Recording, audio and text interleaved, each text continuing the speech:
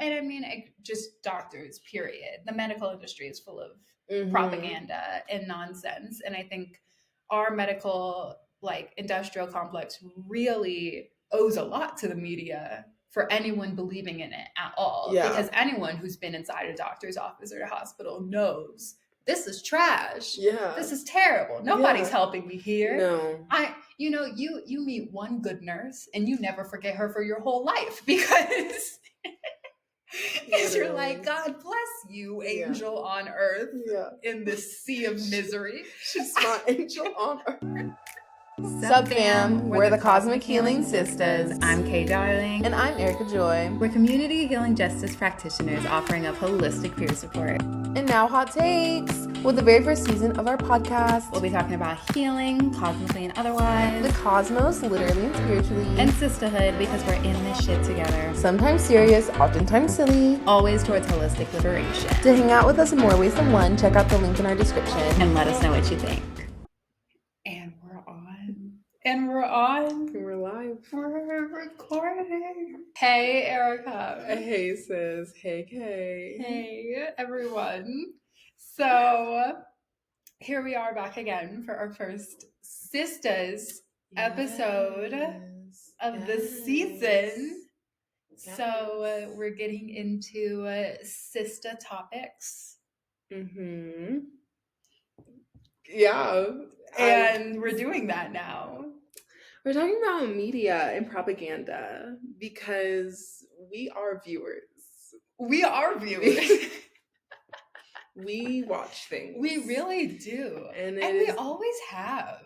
Yeah. Right? I feel like we've always been big TV people. Folks. And I had a whole phase. I had a deep, I'm a cinephile phase. You know, I feel like you'd never had that phase. No. Okay. No. Well, sorry. I'm sure people out there have had that phase. Yeah. I was 14, 15, you know, and I was like, I'm going to watch the greats. Okay. I'm going to watch The Godfather. Watch Quentin Tarantino kind of Yes. Yes. No. I did. Yeah. I did, even though, I first actually watched Pulp Fiction with our grandmother. Oh, yeah, you did. Our grandmother, I visited her, I was 17, and she was like, we should watch this movie. Okay. And we got into her bed. It was actually a really sweet memory. I'll always remember it. She's still alive, thank God. We actually need to call her maybe today. Yeah. But yeah, and we snuggled up and we watched Pulp Fiction. And it was very, have you seen it? I've seen parts of it. I think I've seen probably altogether not even 10 minutes. Oh, yeah. So you haven't. I've seen literal scenes, and that's it. You haven't seen it. And I don't think I want to. It's a good movie. Here's the thing. What's the thing? I'm not a big movie person. I'm not a big movie person. Is it the length of time? It's the fact that it's because it's this is supposed to be a full narrative. Yeah. And yet it's only 2 hours max, and even that it's Pulp Fiction's longer. Pulp Fiction's 2.5 hours, and it's actually 6 different compounded narratives. Yeah, and I don't know. Which is fun. Honestly, also anything older than 95. I don't think it's older than 95. Really? I really don't. It just looks like it's from the 80s. And, I don't like things from the 80s. Erica has a beef against the 80s. And I don't know what the 80s did to you. I don't know what happened in a past life. Erica was miserable in the 80s. I want nothing to remind me of that time. No, I don't think it was made in the 80s. I think it was made in the 90s. Okay. But anyway. Yeah. So we've been watching things. We've been watching things. I've been watching movies. You've been watching TV. I watch shows. I also watch a lot of TV. I'm actually on my second watch. Wait, I didn't finish what I was going to say about movies. Okay. Because I want to say this. The narrative thing. Because it's you want a full narrative. We do. But it's only 2 hours. So a lot of things get cut. Yeah. And I feel the directors and editors of movies, I don't appreciate a lot of the time because it's the things that they take a long time to really show. You're like, why? Why? And then the things that they kind of just like skim over, I'm like, wait, you're left with no, questions. this is actually the thing that will help me understand the context. Yeah. And, or it's just like more interesting than the other things. Yeah. And so it shows, it's like, you just have more time. And there are also just breaks, natural breaks, Yeah. which I appreciate. Even if I sit on my couch and watch it for 5 hours, it just feels different than watching a 2.5 hour movie. I'm like, this is too long. Okay. It's just too much all in one go. Yeah. I mean, I'm, to each their own. Yeah. To each their own. Yeah. And the thing with your like, oh, sorry. I just because these directors, I don't like many of them. Well, they're men for exactly. the most part. And that's the thing. That's what I was going to say. Yeah. That's what I was going to say. Go off. Just that you're not the target audience for many of these directors, for the vast majority of these directors. Mm-hmm. It's just these white guys. Mm-hmm. And I don't trust a white guy to make calls. No. To make calls about things. No. So that's why, I mean, that's why if of all of the, like, we need diversity sort of things, I do feel that, like, behind the screen, is important, and yet just like, okay, sorry, because I'm trying to get into sensitivity reading. Yes. And like, that's exactly, they need more people. Yeah. Who are doing that kind of stuff, and not even just for sensitivity, right? But also with sensitivity, for accuracy, because they don't know what the fuck is going on. That, and like what I was just talking about, like people who are like, okay, this is not important. Yeah. Cut this scene. Nobody needs to watch this for 3 minutes when it could be 30 seconds. It really could be. And that other 2.5 minutes could be a conversation. Some character development. Yeah. Like, who are these people? Exactly. Like, so we were just watching Alien Romulus. Yes. And there was not nearly enough time spent on character development. No. I was like, how am I supposed to care about these people? I don't even know them. And girl, talk about, because propaganda and stuff. Oh, with Andy? Yes. So there's a black character, one a black singular character. And wouldn't you know, he's not a real person. Wouldn't you know, he is a robot. He is a service person. And it was giving magical Negro trope. For a long stretch of time, he was also like supposed to be like not all there. Like he's confused. He's bumbling around. And then he gets like upgraded. And then he's like super, super smart, but then he's unkind. And it's just so then he has to be downgraded back, essentially. Back put into his place. Essentially humbled, so that he can continue fulfilling his role as a service to a white girl. To this little white girl. And we were just like, okay. And so what it reminded me of, what it took me back to, because why I'm able to clock this so immediately now is because I actually took a like media literacy course in college that was critical race theory. It was critical race theory and representation and rule of law in the media. That was the whole name of the course. Rule of law, because she was also really into how law operated. I mean, critical race theory is legal studies, ultimately. And so, like, this professor who was like probably the most intense woman I've ever met. In my period. Like in my life. But she wanted us to understand how basically like the media shows us how the law functions, but it doesn't. It gives us this false understanding of justice for one.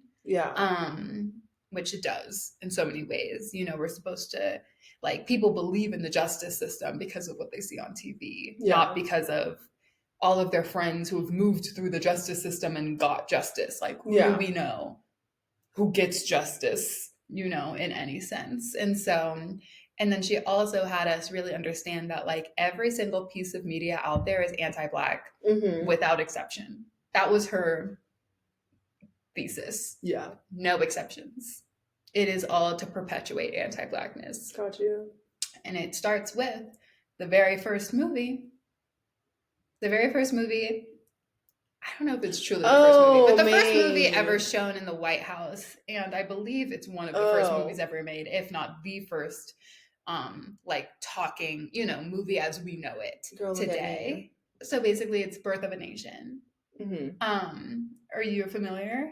Yeah, no, I've heard of it. Okay, but do you know like what it is? Not really, but I mean, I guess I can kind of presume from the title.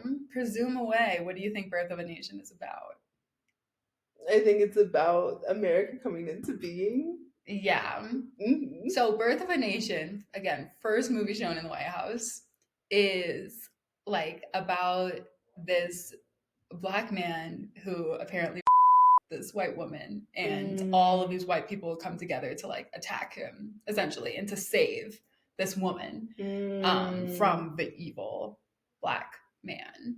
Okay. And so that's like, I'm sure there's other stuff that happens too, but that's like really the core of the narrative is having it very clearly laid out that Black men are to be feared, that Black people are like dangerous and violent, and we have to save white women from them. Yeah. And so that's really like the first movie. And that's like, the first Hollywood film, essentially. And everything is pretty much made in its image. Wow. Made in its image. It's legacy. So that's what we're working with when we think of Hollywood. You're upset. Well, yeah, because it's just gross. It is gross. Yeah. And see, and it further makes me like, it's probably why I don't like movies. Well, yeah, and like, because even though I didn't know that, I guess, I did with this character, Andy, from Alien Romulus. I was like, oh, I bet they think they're doing such good work because it's like, instead of this Black man being like the villain, he's like the savior. Yeah, and it's so, still just like, okay, we don't exist to save white women. Yeah. We don't. That's not what I'm here for.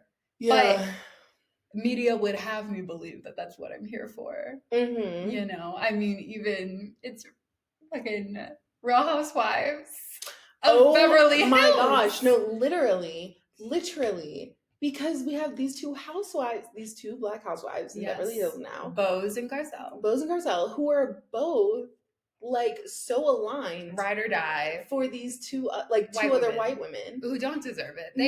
And that's really their role in the production, is to be supporting them. Yes. And it's a little embarrassing, honestly, but I'm not surprised that that's how they find themselves. That's like the position they find themselves in. Yeah, exactly. Yeah. Where they, especially because with both of them, I mean, for them to even be in a place where they can be on a Housewives show, they had to play this little game over and over and over and over again. Exactly. Especially with the like where in Housewives they are, like with Beverly Hills versus like Atlanta or Potomac. Yeah. Where it's like they're in Black community. Yeah. Versus Beverly Hills, it's like you're making your way through this all these white spaces. Yeah. So like, when do you think you started picking up on like the fact that media was just propaganda? I feel like I most realized like propaganda specifically high school, because in high school I was very big on like normal is a construct. Yes. It's like let's stop saying normal. Yes. Because what does that mean? What does it mean? Who made what normal is? Exactly. Who gets to be normal? And for what? Exactly. And so that was definitely something I would say to my friend group. And I think some people got annoyed, but like, let them be annoyed. Yeah. You were in that friend group. You were the only Black person in your friend group. Were you not? Yeah. You're surrounded by a bunch of little white girls. This is true. And you're not there to cater. Yeah. You're not there to cater. And so I would be like, normal's a construct. But I feel like even before then, especially when it comes to like bodies and like body size, I like clocked it, but I didn't necessarily like understand it. Yeah. That was more so in like middle school. Yeah. I think. And when you say didn't understand it, like didn't understand that it was intentional? Yes. Yeah. Yes. And I wouldn't say, oh yeah, this is propaganda. This is propaganda. Yeah. 10-year-old Erica. Yeah. I will not be exposed to this propaganda. But you know, like shows like 600-Pound Life and that kind of thing. Yeah. And like TLC, like TLC is such a very weird place. Yes. Very weird. For it to be the learning channel. Right? Exactly. What are people learning? What are we learning? What are we learning? Because it's a bunch of bullshit, is what I'll say. LMAO. Talk about like trauma porn kind of vibes. Like that's what TLC is, really. It's just a bunch of and say yes to the dress. And like 4 weddings. No, literally. Oh my gosh. I mean, it takes me back to Lifetime, honestly. Talk about trauma porn. Yeah. But I honestly feel like I learned more from Lifetime than I did from the Learning Channel. Oh, for sure. About like relationships? About relationships, about abusive? Men being dangerous. Yeah. And I wish I had taken more seriously. Oh. Like how prevalent. Girl, I did very much. I didn't. I was like, these are stories. No. And I think someone needed to tell me, like, nah, girl, this is real life. This is real life. This is happening. And Kate, that's why I think I get so scared of things, like watching things, and why I don't really like horror films, or not even just horror, but like things that are like, that are sinister. Yeah. Because I'm like, this is real. Like for a lot of, there are people out there who is actually living through this. Yeah. At this moment. Like, that's terrifying. Yeah. And so that's why I think with like Alien, like, yeah, I can watch that. Like, no one's getting abducted by, I mean, they might be. They might be. They might be. But it feels a little less real. Slash. They're trying to make it real. Slash, I think it's like, we're literally interacting with people every day. Yeah. So not every day are people dealing with aliens. Not every day. I would say not most days. I would say there's a rare day in one's life that one comes across an alien, which is just ridiculous. I mean, I do think that, like, especially when it comes to like Amazon Prime and like, I think there are a lot of interests right now, militant interests in normalizing what they're like shamelessly calling space colonization. Yeah. And I feel really like gross. There's been enough propaganda to the contrary. I don't know why everyone's like, I've seen enough. Right. I've seen enough to know that that's not where we're supposed to be. Yeah. But you know, Kay, that's interesting as someone who loves Octavia Butler. I do. And I know that she loves space. She loves space. And that's where we differ. And that's how I know we would have had such a good conversation, because I would want to hear her out, of course. Mm-hmm. And I think she would hear me out. Yeah. That we are Earth beings. But I don't think from what I've read of her, that she ever really felt at home on Earth. Yeah. You know, and that will really do it. Yeah. You know, if you're like, I'm a cosmic being, let me get back out there, rather than like, I very much feel like an Earth being. And I feel like humans are deeply Earth it's interesting beings. Because I know you read Parable of the Talents. Mm-hmm. I read Parable of the Sower. Yes. And so together we've read it all. Yeah. But back to propaganda. Yeah. And like, well, you were talking about space. I was talking about bodies. And which, I mean, come together in my upcoming program, Embodying the Elements. Stop.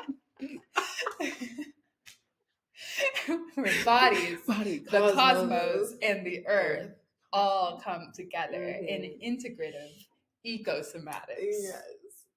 Okay. So, anyway, you're talking about bodies. I'm talking about space colonization. They're trying to get out there. They're trying to make us all thin and boring. And Yeah. That's what they want. That's what they But want. I'm already seeing, what? because as you know, I'm on the TikTok now. Yeah. And it's a lot of like the youths are like now back to glorifying like unique faces, you know? And I do think that very soon, honestly, now already that Neptune has shifted into Aries. Yeah. I think it's going to get back into like really privileging the like, Who's different? You're different. Yeah. You look so much like you. Yeah. And that's going to be special. And people are going to feel very weird about their choices. And see, that's the thing with all kinds of things, but specifically with the body in style, aesthetics, propaganda, trends. It's all circular. It's all cyclical. True. And I wish people would clock that so much sooner. Rather than buying into it so deep, like so fully. You know, it's one thing to be like, I'm going to get this outfit. Mm-hmm. It's another thing to be like, I'm going to change my entire face. Yeah. Like, it's not us. No. It's not us. It's not. And I'm really happy we have each other. I am too, to really hold it down. Yeah, because then I think people would also just internalize or understand that like it's all just for profit. It's all for money. It's all just so that like someone can make a buck. Mm-hmm. Or $1 billion, you know? And I'm just like, don't need to feed into, of you like suffering, of you being insecure, of you being self-conscious, of you being like constantly thinking striving for this other way of just to then completely maybe change it again. Now I'm getting this reversed, you know? And it's just like, okay, I don't know. I've endured enough like medical procedures, I think, to already just be like, why would I do this for funsies? Yeah. You know? And it's like the body changes on its own. It really does. Anyway. Who knows how I'm going to look in 10 years? Right? I don't need to change it. Right? I'll probably look very similar. But who knows? Okay. But like context and circumstances are everything also. Oh, we'll say more because that's me. Just that like we were just watching a different like thing last night. What were we Eat, Slay, Love. Honestly, 10 out of 10 recommend Eat, Slay, Love. It's a very quick situation. What, 3 eps? 3 episodes. 3 episodes. Drama. Emotion. Yeah. And authentic. Friendship. New and old. Women of color exploring the world. And really, that's what I loved. And having conversations about it too. Really. Like in somewhat intentional. I think intentional conversation. But not too intentional. And not the whole time. It's not scripted. It's very clearly unscripted. Yeah. And that's, my favorite sort kind of reality. So. Yeah. So. But what about it? Context. Oh, because one of them, Eva, was talking about how like when she's happy and when she's like fulfilled, her body is fuller than when she's not. And so I'm not trying to say you're not happy. She said you're depressed and you've been depressed every damn day. But it's different for different people. Totally. And so it's also just like, and I'm not even speaking just emotionally. I'm just from that example, it was like an emotionally grounded one, but we're traveling. Yeah. We're eating different things in different places. Exactly. And we have to think about our finances. And so that like there's just a lot of different things that are we're walking places. Sometimes we're Ubering a lot. Sometimes we're inside a lot. Sometimes we're outside a lot. Yeah. It's just we don't know. So it's just like different things. Different things can really just change who your physical being. Yeah. And I don't think that's shown a lot enough on TV. / it's very much shown that like oh my gosh, no. What? Okay, 90-day fiance and that Zionist loser. Oh, Yeah, that her. Zionist loser lady who was like, I want a mommy makeover. I want a mommy makeover. And she was not happy. Yeah. She was not happy with it. And she was like, it's going to change my whole life. And everyone in her life was like, please don't do this. Like, you have 3 babies. Like, why are you going under the needle for this amount of time? Like, what's the deal? Under the needle. The singular needle. Well, in many ways, one of my biggest surgeries was kind of a needle. It was like, yeah, I know. You know, so I'd like to think there were not many knives involved. Yeah. But anyway, yeah, and she did it. She went through it with it, and it didn't make her happy. No. And I just thought, like, honestly, they didn't anticipate this. They weren't like, let's show this on TV. But I appreciated seeing that it's like, for many people, it's not going to make you happy in the way that you think it will. But then we also saw that example of that girl getting that nose job on Denise Richards' wild thing. Yeah. She was so happy, and that was nice to see. It was. And because, you know, autonomy is so important. And we do have to keep that in mind. Always. But it's also like, what is informing? Like, does it feel truly autonomous when it is so informed by societal conditions? Exactly. Yeah, societal conditioning. Exactly. Yeah. Because also, I mean, that happens a lot with people when they do, like, get down to a weight that they feel like they should, and then they recognize, like, oh, I'm really just gaining, like, validation from others, but I still just am who I am. Yeah. And it's also really unfortunate to know that, like, people are so shallow. Yeah. That now I'm getting this affirmation. Yeah. Because of this, and, like, I'm still me though. Yeah. And I mean, that hasn't really happened to me for me because I haven't, like, gone through that, but yeah, I can imagine it. I feel like it would be really disconcerting. Exactly. To have people treat you so differently. Mm-hmm. And especially, like, your loved ones. Yeah. You know, and that would just feel. Yeah. And just know that it's like, because they feel fat phobia, it's so internalized. Yeah. And to just know that people in your life are so easily, like, can so easily succumb to this conditioning and to believe it. You know, you'll have conversations with people and they'll really believe, like, no, this is what health is. And it's like, but you're showing me that you don't actually know what health is because of this assertion. So and it can be so small. It's such a go-to, I think, within media as well. Like, I don't remember what we were watching, but it was something where it was like, was it no, it wasn't Severance. Was it literally Upload, where they could, like, choose their how they, like, look, their avatar. We have to say it out loud because sorry. You got to choose your avatar, your virtual avatar, and this guy chose to be thinner in the fake world. Yes. And he was fatter in the real world, and they didn't even really speak to it. No. But we were just supposed to take that as, for like, granted. Oh, of course he would do that.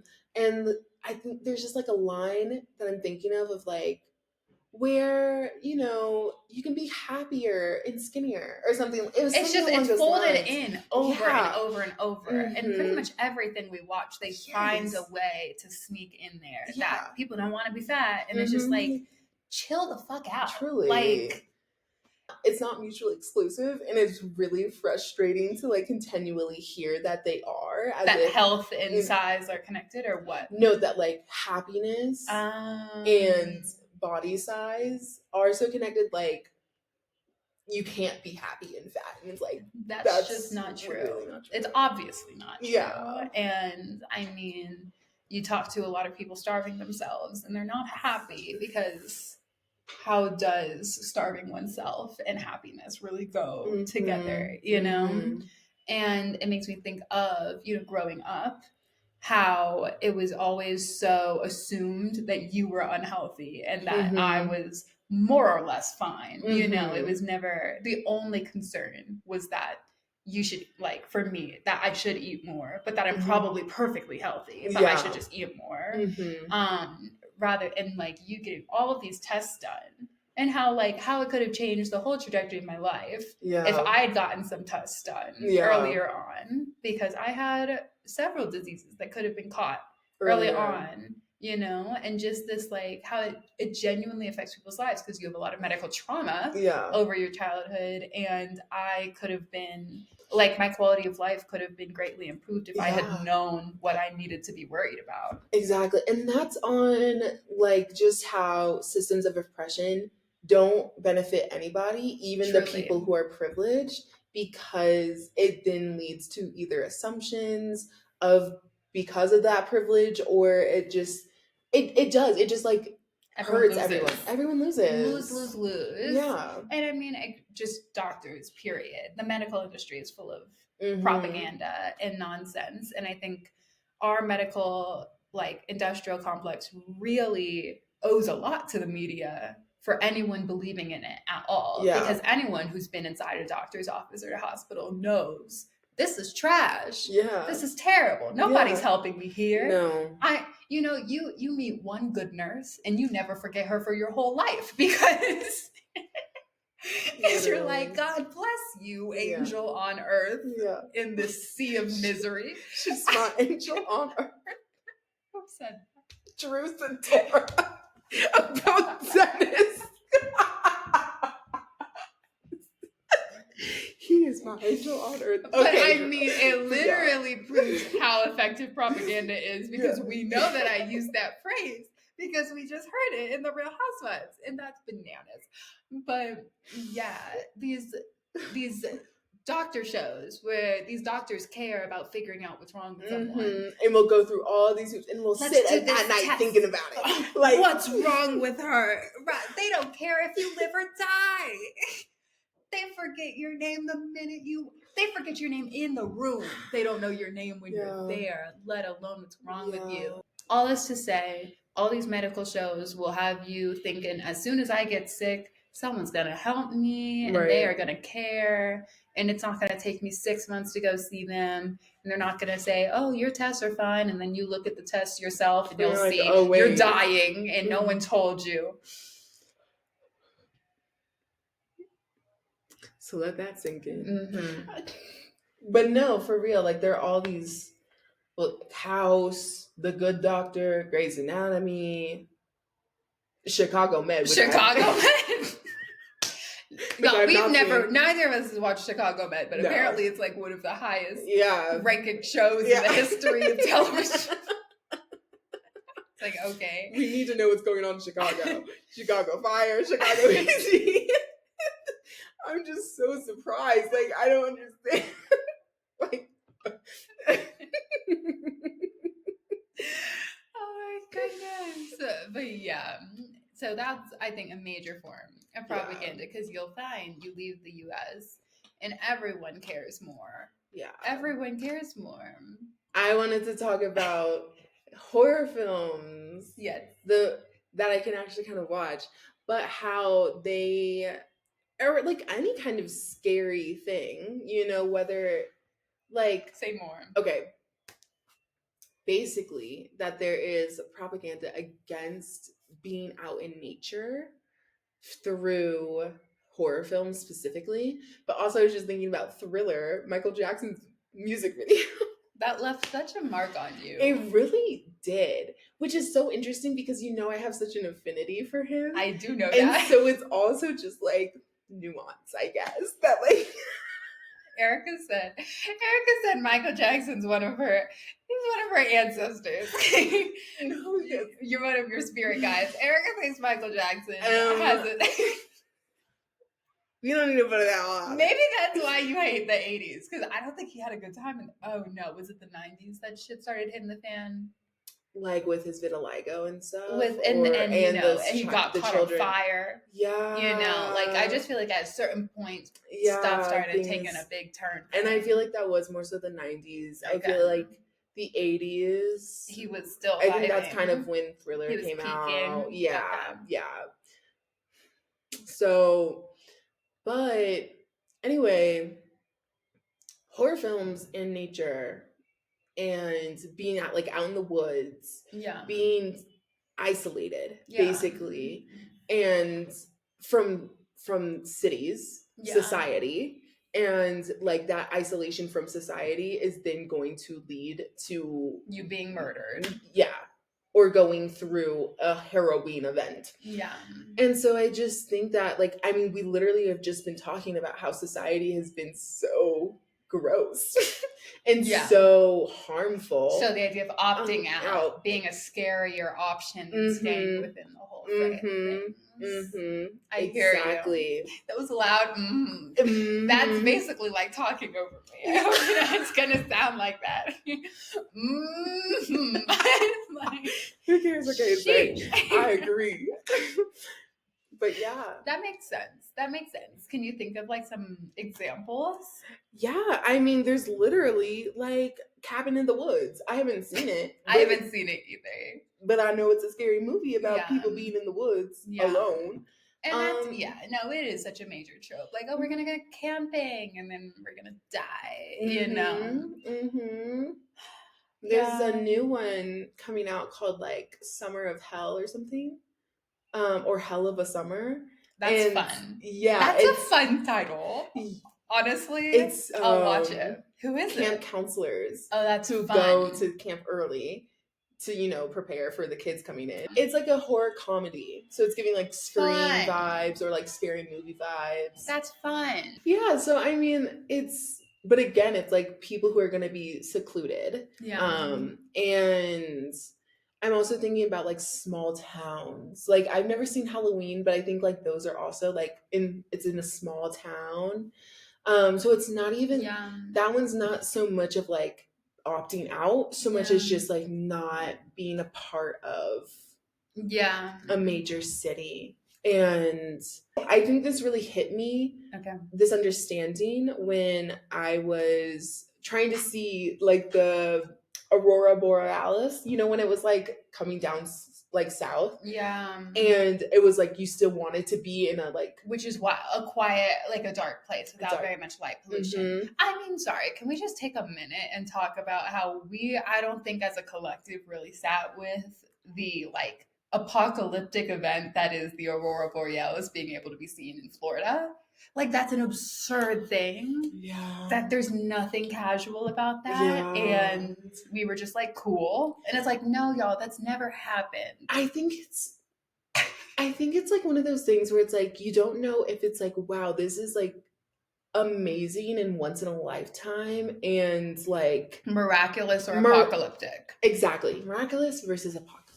That's real. So I do know it's a lot about the solar flares. Yeah. That was able to happen. It was like more so about like solar activity. And like is the sun being affected by our climate change?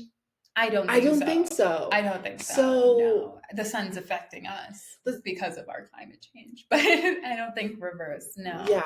But I think it is about like how stuff is able to reach us. And like the atmosphere. Yeah. So it is concerning. Or it can be concerning. I mean, I haven't looked into the science of it. I don't know. Did you hear that 80% of America's bees died in 2024? What? Yeah. I did not hear that. Like, it's the largest like bee death ever. Oh my gosh. Thank God for beekeepers. Thank God for beekeepers, but I don't know if they're going to be able to save us from this. I know. It's a bee genocide. That is terrifying. Yeah. Like we need other insects. I know I don't really enjoy insects very much on a personal experience level, but I understand their vital part in our ecosystem. Yeah, they really are important. Yeah, and I know that insects, just as a general group, have also like there's been a major decrease. There has been. Right at the time when popular science is finally acknowledging that they're conscious beings. And I just don't understand why it took so long. Why wouldn't they be? Exactly. No, literally within, and that was something I was shifting away from environmental science and into environmental analysis because I realized Yeah. that the wide consensus is that most non-human beings are just not even like sentient. I don't understand that. I didn't understand it either. I was confused. I was like deeply and profoundly confused that this was even a, a thought. Yeah. And that's, I have like, I don't know, my belief in science wanes just because of how silly Yeah. these things can be. Yeah. You know, they're like, wow, scientists are are letting us know that even fish are conscious. And it's like, well, yeah.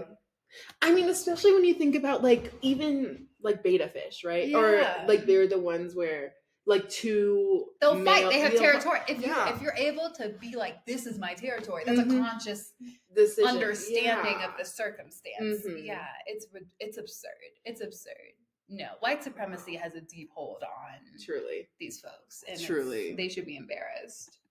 Yeah. Yeah. No, they haven't known anything. You No. know, I just the fact they didn't even think that black people could feel pain. True. You know, and so I just how am I supposed to trust Mhm.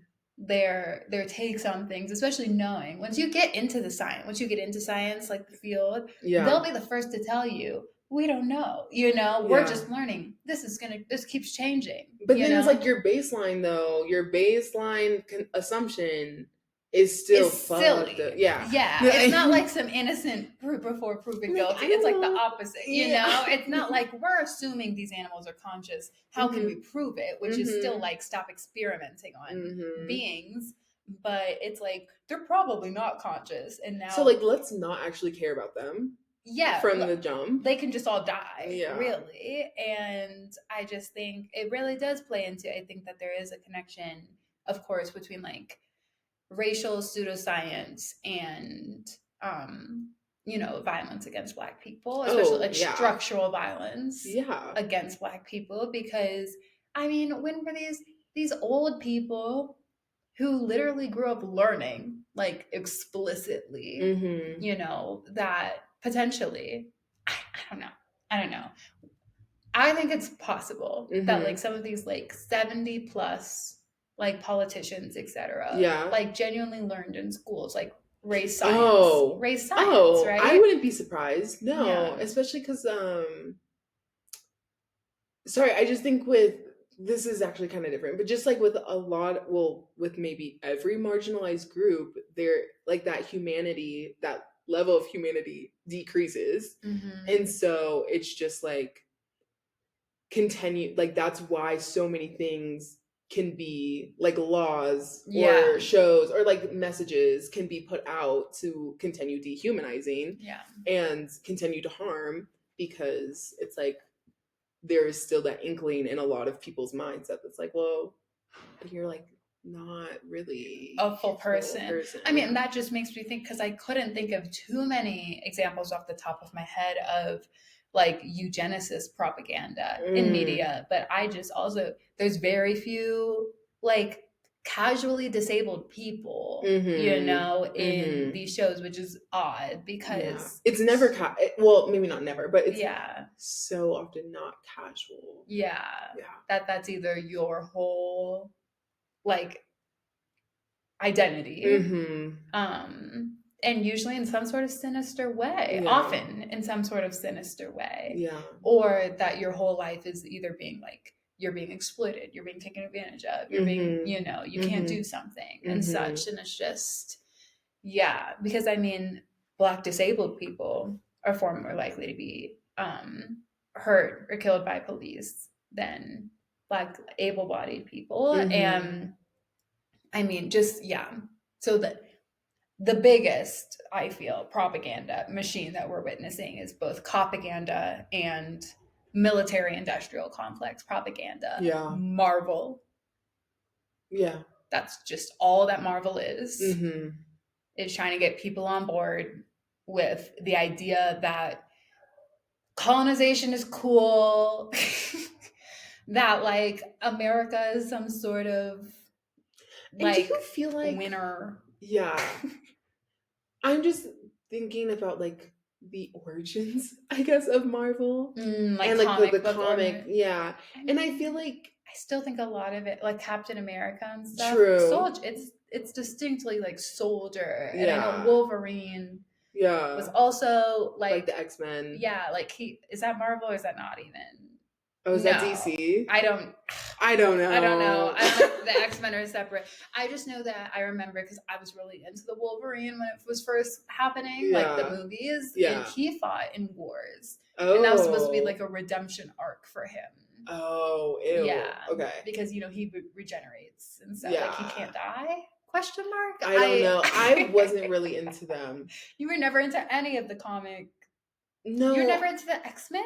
No, I would watch them because you were into them. Oh, okay. And like our cousins were like, they would be on a lot of the time. And so I'd be like, I'd watch casually, but like I would probably leave the room a lot, and I would. You were not invested in the characters. No. There is something to X-Men and like a connection to like disability. True.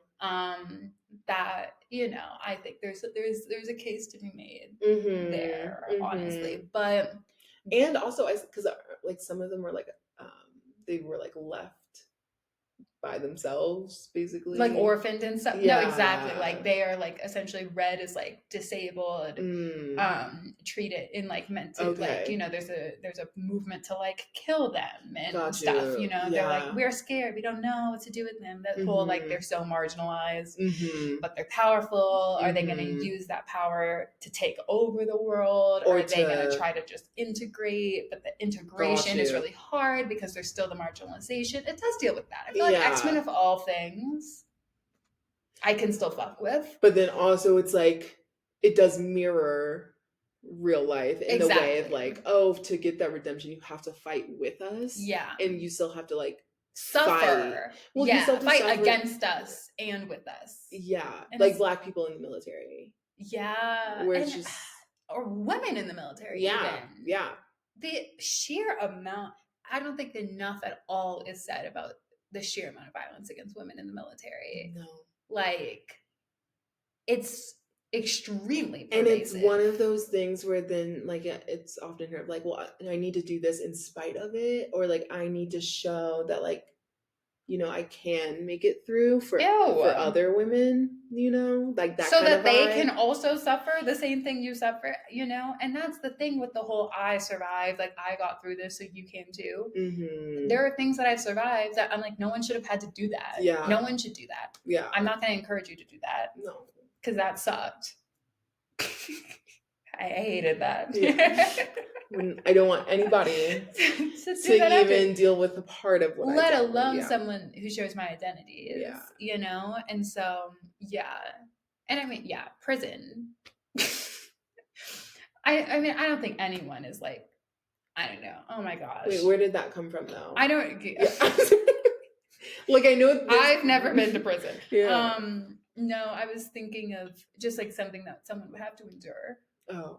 But I don't think anyone's trying to be like, I endured prison, you can't. No, I don't think I don't. Except someone. There was a white man who told me that he really learned a lot in prison. I'm like, okay. But I'm like, did he choose to go? But that's the thing. Who chooses to go? Exactly. Whereas I feel like with the military, yes, there's like that idea of like, oh, with my circumstances, like the military feels like my only choice. Yeah. But like, no one. It's very coercive. It is rather than like legally enforced.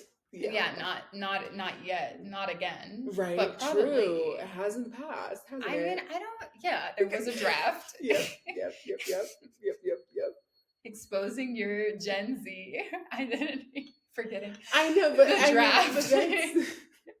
It's not that I forgot. It's just that like it's different from like being forced to go to prison. Yeah, but being forced to go to war, I don't know. Yeah. Like, it's a lose-lose for sure. Yeah.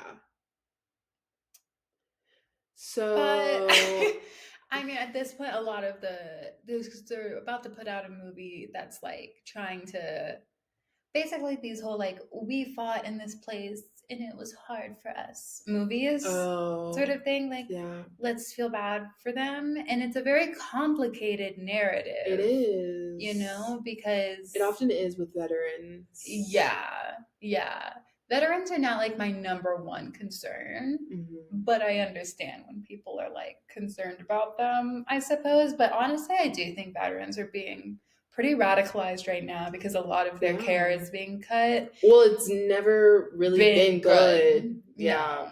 And so I do think that they could be a helpful coalition with revolution for sure. Yeah. And I already I've seen stuff coming out of their enclaves. Yeah. They're mad. Yeah, and they've been mad. No, I mean, like, I think it is growing. Yeah. But they're definitely it's been consistent. Yeah. Where it's just like that I think it's compounded with like the experience of actually being like wherever they go.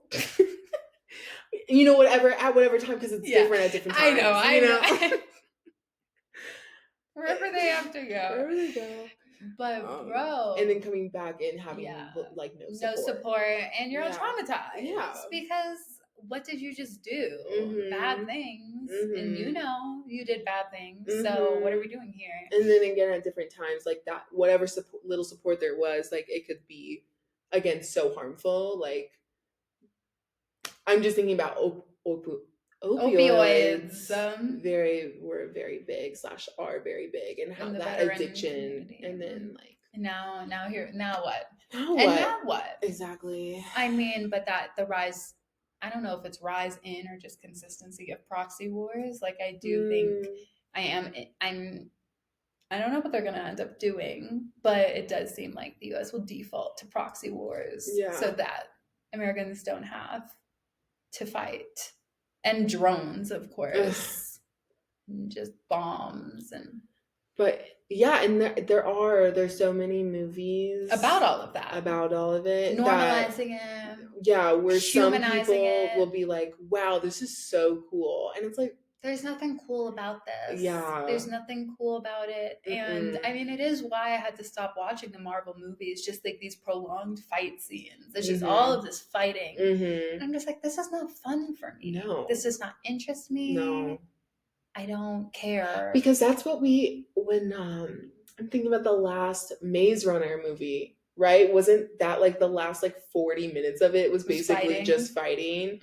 And it's like we were in it for the first like movie or two. Yeah. And then it's like it always ends up in this really big fight thing. And it's like, no. That's not for me. That's not for me.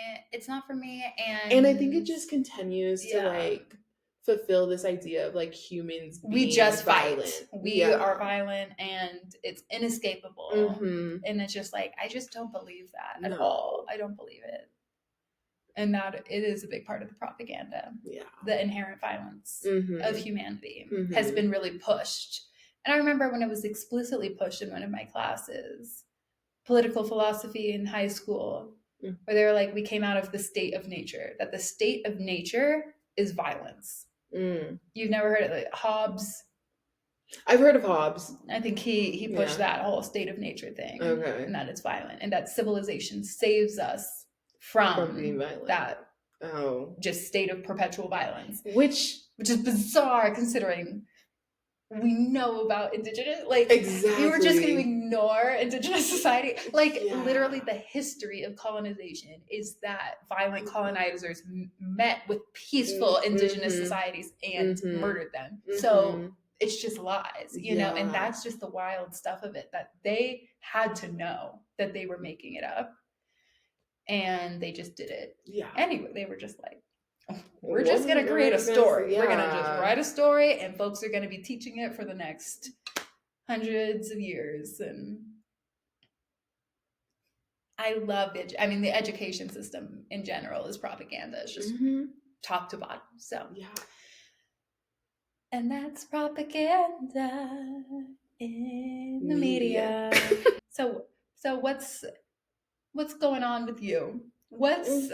What's on your feed? Oh, tell me what's on your feed. Okay, sis. okay. What are you seeing on your phone? What propaganda are you consuming today? Oh my gosh, right? So no, actually, I feel like I've seen this tweet slash like that's then made it onto TikTok as like a little, like caption on the videos where it's like people need to lock in. Like, have you heard the phrase like lock in? Yes, like I've let's heard lock the phrase in. lock in. Okay. And so they're like, do you think the itsy bitsy spider cared that it was raining? No. The itsy bitsy spider locked in and went back up the spout. And it's like, that's cute. And it's like, okay, cool. But then people recognize, like, wait. Out came the sun and dried up all the rain. And then it's so like, it's like yeah, the context, the circumstances change, and we wait for that. We have to wait for, or create it, shift it. Exactly. If it's something like not climate wise. Exactly. Okay, just like side note, people are like saying that like the government's messing with the weather. Do you believe that at all? Girl, I don't know. I actually started a movie not too long ago and I stopped it because I was like, it's not grabbing me. It was literally about it was with Gerard Butler. And I'm like, I like Gerard Butler. And so that's why I always think I like Gerard Butler. And then I'm watching it, I'm like, this man means nothing to me. He's just a knockoff Hugh Jackman. Really? Yes. You think so? He does not have the gravitas. That's the thing. Hugh Jackman sans gravitas. Girl, it's really weird noticing how they will just like, oh, this person's getting popular. Let's find a backup. Let's find a plan B and a plan C. Totally. Oh, because I feel like Zendaya and Amandla, they're kind of like, we need another little biracial going down.